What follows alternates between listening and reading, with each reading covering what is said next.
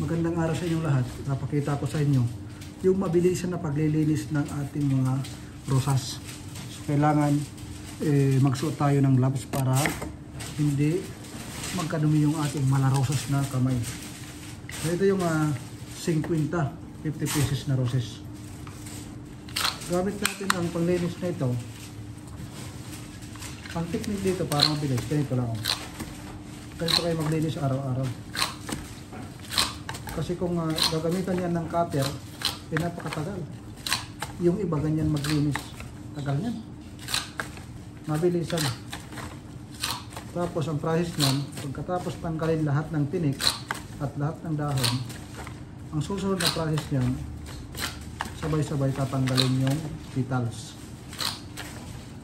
Lahat po ng rosas, kahit sabihin yung presko ang rosas, mayroon tinatawag yan na first petals. Yung medyo green siya, kailangan tanggalin.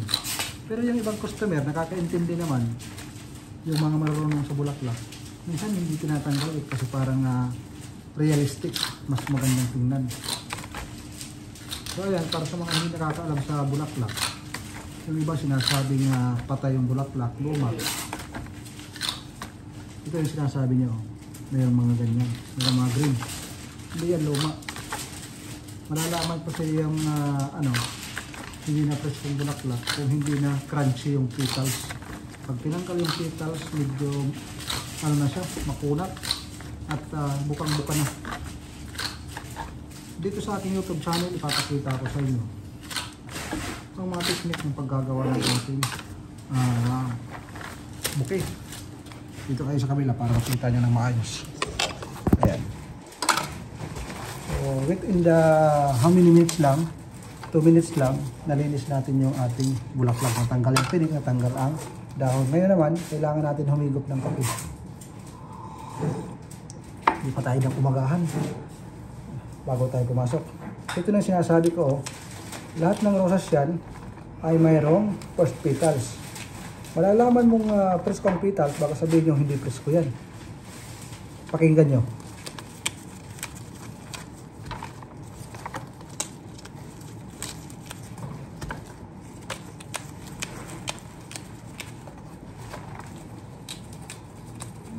Diba ang lutong? Simbolo yan na preskong roses. Kasi minsan, yung mga ganitong Holland flower, hindi yan katulad ng mga local na bulaklak. Katulad sa Pilipinas, nakikita nyo. Yung mga local na bulaklak, mapapansin nyo. Ang palatandaan yan, mabilis bumuka yung sa gitna. Alam nyo sa gitna, nakikita ka agad yung parang puso niya. Yan yung mga pangit na bulaklak. Pag nakainom ng tubig, mabilis bumuka. Parang mga ano yan mga babae. Mabilis bumuka Yan mga kaibigan. Dito kasi sa amin mga kaibigan, kailangan mabilis ang gawaan. Bawal dito yung makupad. Bawal dito yung mahinhin. Kasi yung order namin araw-araw, pinakamababa namin order, 200 na bouquet. Walang harong biro yan. Pawang katotohanan yan. Ganon kami kalakas na flower shop dito sa gitnang silangan. Gitna ba ito, Lobs? Gitna. Paano nalaman na gitna? Hindi mo sa mga kapatid. Kuya ito, Lobs. Pasok po, dyan tayo. Tuloy na natin, huwag nyo nang i-skip hanggang matapos yung paggawa natin ng bouquet. Kaya kung kayo ay bibili ng bulaklak, bibigyan ko kayo ng idea. Meron kasi mga flower shop na hindi nagtatanggal ng first petals na naka-display. So, makikita nyo, baka sabihin nyo may mga green sa gilid, sabihin nyo, hindi presko ang bulaklak. Pag naka-display, nandyan pa yan. Pero pag ginawa na yan, tatanggalin yan. Kailangan marunong kayong kumulati sa bulaklak. Pag green na green pa yung dahon at saka straight na straight pa, tuwid pa, yan, simbolo yan ng presko. Pag wala ng dahon, halos kalbo na, makikita nyo naman yung dahon, yung medyo yellowish. Simbolo yan ng malapit na mamatay yung bulaklak. kayo din ay pipili ng bulaklak, huwag yung merong bulaklak na siradong-sirado. Eh kahit hanggang mamatay hindi nabubuka. Yung rosas na nakakaasar. Kahit ipukpok hindi bubuka. Dikit na dikit yung petals sa kanyang bloom. Hindi katulad nito, yung kanyang buka, katulad ng iyong buka. Maganda yung buka. Sayang nga yung petals dito. Kasi yung petals dito, sako-sakong petals ang amin, tinatapon araw-araw. Lalo na yung red at saka white. Grabe. Sako-sakong petals yan. Kasi minsan, nasa isang araw, bumibinta kami ng 10,000 na roses pataas. Pag siniswerte pa, iabot pa yan ng 20,000. Depende yan sa order. Lalo na pag mga specialty, katulad ng Eid, katulad ng Valentine, Mother's Day, ang lakas ng Mother's Day dito. Yung mga graduation, lakas dito ng bulaklak. Parang pinakain ng bulaklak dito. Sobrang benta ng aming bulaklak. So sir, bibisi-bisi yan. 385. Only gas. Ang sarap.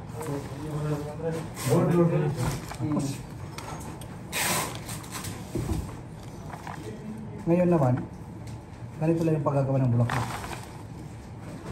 Pinakita ko na ito sa inyo, pero tingnan nyo ulit. Real level, eh? Very level, bro. Sweet. Ah? Lodge. What is that, bro? How much will be? Uy. Pwede na mo na. Have to. Dalastas muna. Ito yung nahinog na dates. Wala itong kasukal, pero napakatamis. Napakalabot. Tagnakaw kasi itong mga to eh. Di ba still Red color, this one. may buto. Ito naman yung dates na green pa pero papunta na sa pagkahinog. Masarap din to.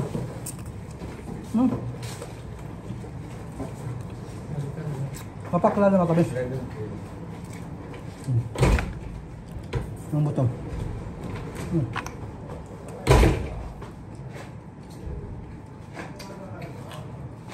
Nagdasal tayo sila. Pagkatapos na nagdasal, nagnakaw sila.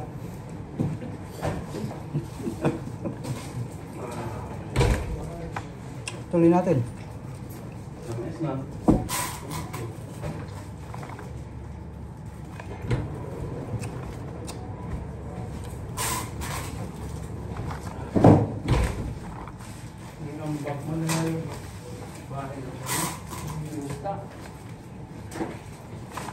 Gaya mo lagi kuha ng jamit.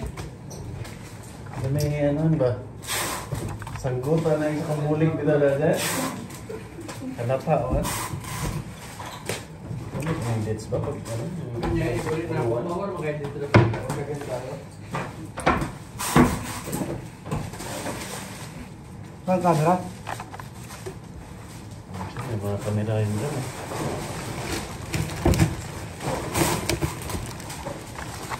Priority yung lobby virus. Ano din? Ha?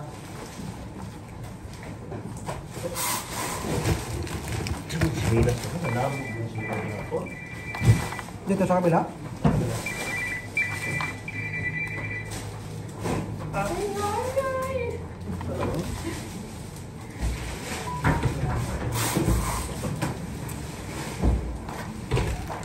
Nandre naman sir.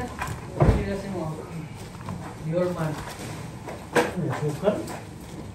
Oh, pagtok no?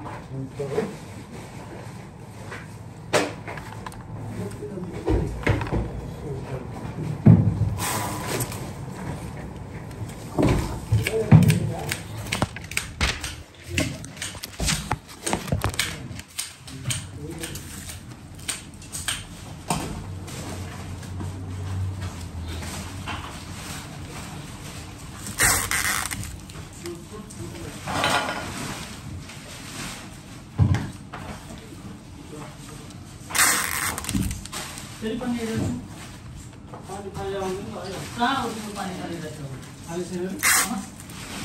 Pwede pa nga palabas na. Usap ng start step. Bibiros bro, cut the bibiros bro.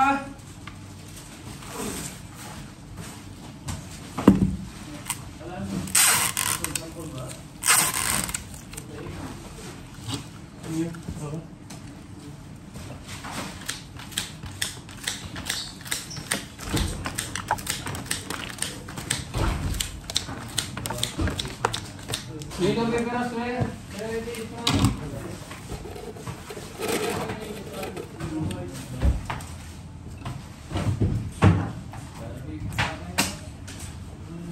Tapos na.